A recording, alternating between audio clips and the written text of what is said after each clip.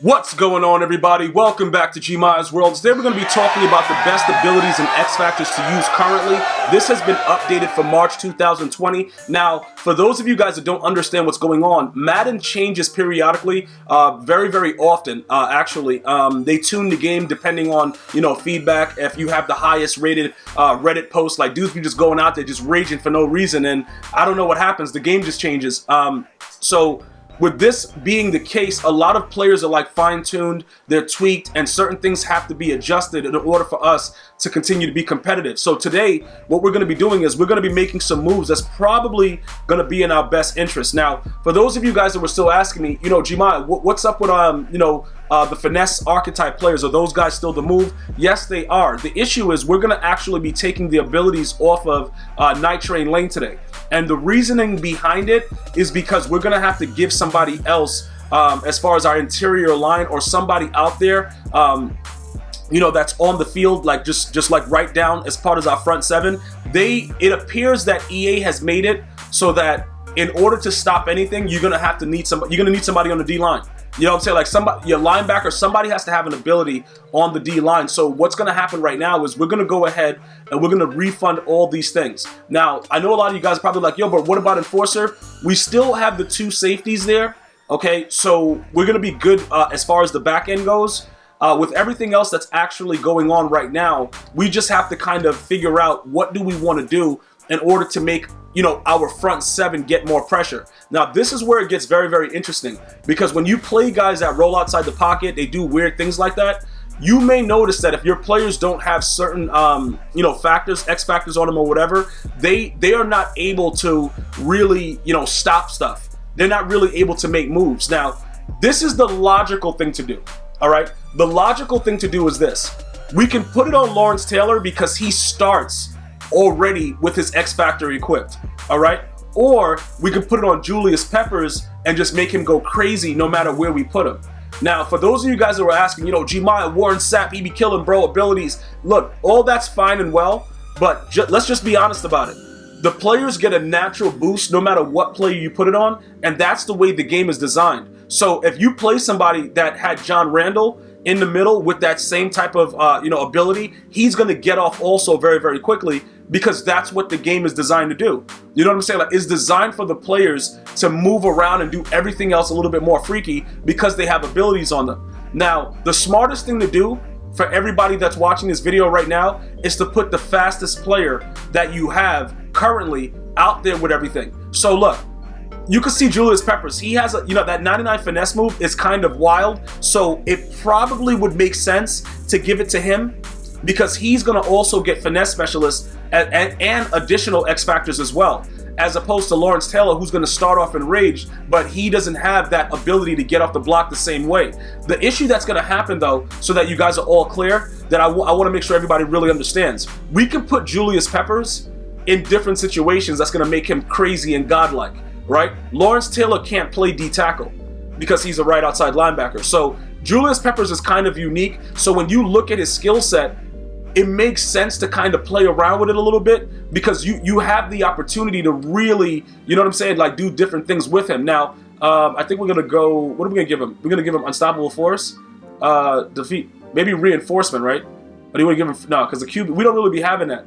Okay, I guess we'll go Run Stuffer. Block shedding is more effective versus run plays, because either way, no, we'll go Reinforcement. We'll give him Reinforcement, because I don't really want to focus on everything with the run, because then it's going to turn out to be something weird, and I don't really want to do that. We might have to give him Reach Elite, though. Okay, Finesse Specialist, he gets that at, oh no, does he get Finesse Specialist Elite, or is it just one Finesse Specialist? Let me make sure. Okay, Finesse Specialist, Edge Threat Elite he gets, Pass Rush Elite, he gets Enforcer, but giving him Enforcer, in my opinion, like, guys, I really don't know. I think we want to give him no outsiders, though, and just keep him on the outside. You know what I'm saying? Because I've seen people use that on me, and it definitely does. It does something. I just don't know what it does. But yeah, it definitely made me want to rage uncontrollably. So Pass Rush Elite, Edge Threat Elite. Dominant Pass Rush moves and increased QB pressure. And then you have Pass Rush Elite, and you have Edge Threat Elite. Dominant Pass Rush moves, quicker Pass Rush moves. Dominant, quicker. All right. Yeah, bro, like what are we doing here? Edge threat elite, maybe? I don't know. I just, like I said, well, what we're going to be doing right now, I just want to make it very, very clear that this will help you get immediate pressure. As far as Enforcer goes, I don't really like giving D lineman Enforcer in this game. I've tried it out several times, and I just don't like the result. Now, as far as the edge threat elite, I have a feeling like the pass rush elite is just so much. The pass rush elite is just so much better from what I've seen in the past. So I think we're gonna have to go pass rush elite, okay, and then we're gonna give them no outsiders, because the no outsiders, from what I've seen playing against other opponents, it really does some crazy things. Now, you could always go edge threat elite. See, this is where it gets crazy. If you give him both of these and he's not really designed to do certain things, the reasoning behind why you would give him no outsiders, right, is because the game generally cheats. And with the way that it goes, like say somebody's trying to run an outside run, somebody trying to kill you with stretch, even though for the most part, most people run the dive with the eye tight and they flip the play, they act like they're pro players. They do get different animations that you can actually see with this, because I've played against it and I've seen it where it's wild. The issue is, once somebody sees it, when they hold the R2 button and they see the abilities that you have, if you don't have both of these, they're more than likely, if they're a skilled player, if you have no outsiders, they'll start running more dives. If you have inside stuff, they'll run outside. Not many people are going to have two of them, because it doesn't make any sense. You take away from the other abilities that are probably worth more: pass rush elite, edge threat elite, stuff like that. So those are some of the things that you have to decide. But for me, the more I think about it, it looks like it might be better to give him pass rush and edge threat, okay, over everything else. Because for me, with the way that it works and the way that my defenses are, I'm gonna probably have to make another adjustment anyway, with the way everything else is. As far as we're gonna give a D lineman, because remember, we're giving him this ability so that he can help on one side. The other side, LT usually plays like a freak no matter what. So we'll be good with the other side. It's just about what is he going to be able to do. At least we know to one side he may scream, and that's what it's all about. You know what I'm saying? Like you have to gauge what you think you're possibly going to get, and you have to make sure that you're in a position to make certain plays. Now remember this, I want to be very, very clear with it. If your players don't have lurker on them, it's going to be very, very difficult for you to intercept the ball. So as far as like Taylor Mays and Sean Taylor, we could take abilities off of Sean Taylor and give it to like a middle linebacker to make us go back to, like, if we needed to user a middle linebacker, at least we would be able to jump him and get the ball. But at this time, I think that's kind of scary to do, because Night Train Lane is going to still be in a situation where he can force fumbles, even without the abilities. Because we were doing that even before he got Enforcer. If you guys have been part of the channel for a while, you'd remember I told you guys that. They didn't give him Enforcer early because they didn't really want to make it OP, but he was still forcing fumbles without the ability. So you don't have to really worry about that. The issue is giving somebody on your front four an ability that's going to help you to generate pressure with the other players. So because we didn't have anybody doing that, we did have games where we just could not get any pressure at all. And the game is geared up to do so. So that's something that I wanted to point out to kind of make it very, very clear with you guys what we want to be trying to do. Now, some of you guys were asking, why wouldn't we give somebody like Deion Sanders an ability? Because he's like a dual threat. You could give him, kick returns, all that stuff. He could go out there and put in work. That's a very, very good question. I want you guys to understand this, though. The kick returning is a very, very small part of what happens in Madden. And even with all these abilities that you can put on him, it's not necessarily true that you're going to be able to do all the things that you think you're going to be able to do. Like, you're not, like, every time Deion Sanders touches the ball, even with you giving him abilities like jukebox and spin cycle, no, it's not going to be something where he's going to always have that chance to be able to run something back. It's just not going to happen. I don't know how they have Enforcer here for Deion, because like that's crazy, but maybe because the dude has like a 40 hit power, so I don't even know what's going. Does he have the right stuff? What are those abilities? Because out of my way, really? Are you kidding me with this? Something must be going on here, because I thought that they would give him the opportunity to get human joystick. But don't worry about it, because his agility is all high, but then those things don't make any sense. I'm not even going to question it, because I don't know what EA is doing right now, but it looks like these are the wrong things. But anyway, like I said, you guys wanted to know about Return Man, having him as a dual threat. I don't think it's worth it. like I said, if you have no abilities, you can still maneuver, you can still move around and do whatever you want regardless. So I don't think it's that big of a deal. If you guys feel that you want to have a corner like Dion that has abilities or whatever, that's on you. You decide what you want to do. But I want you guys to understand that if you did, like, what we're going to be doing, we're going to be changing up the way that that we play and trying to figure out new ways to play defense and stuff. We're going to be going more to like more regular, just like trying to stop players type stuff out of like Dime 146, because EA Sports is tuning the game and they're tuning sheds and they're doing a lot of things to help with people not wanting to run the ball every snap. So it's affecting all of us. And we have to be smart enough to see it and understand. For instance, this past weekend league was one of the most wildest weekend leagues ever. I don't know what was going on, but it was crazy. And people were coming out throwing the ball through my body on a regular basis. I had no answer for it, bruh. I posted some highlights on Twitter if you guys want to check it out, because you guys wanted to see some of the highlights. Dudes were just throwing the ball right at me, and there was nothing I could do about it. And I was just like, all right, cool. You know what I'm saying? Like, what do you want me to do about it? And that's pretty much where we were with it. Now, this is where it gets really, really interesting. I'm thinking now that we have this crazy O-line that we don't really need to have abilities on the running back, and we should use abilities someplace else. And I know that logic seems weird, but let me just explain. Saquon Barkley is insane without abilities, right?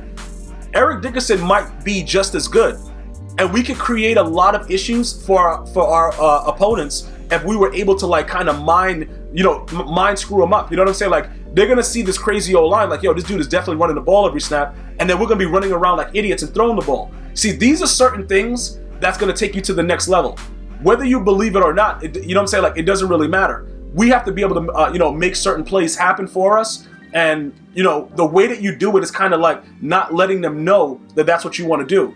So, with the way that we could probably set it up, because I want to let you guys understand, when you put matchup nightmare on your receivers, even though they're not going up against tight ends or whatever, they do play a lot better. So with the way that we had this streak specialist, we're gonna have to switch this, because I want to give him when I had matchup nightmare on him, he was a nightmare. Also, we got to take outside apprentice off of him and give him probably inside.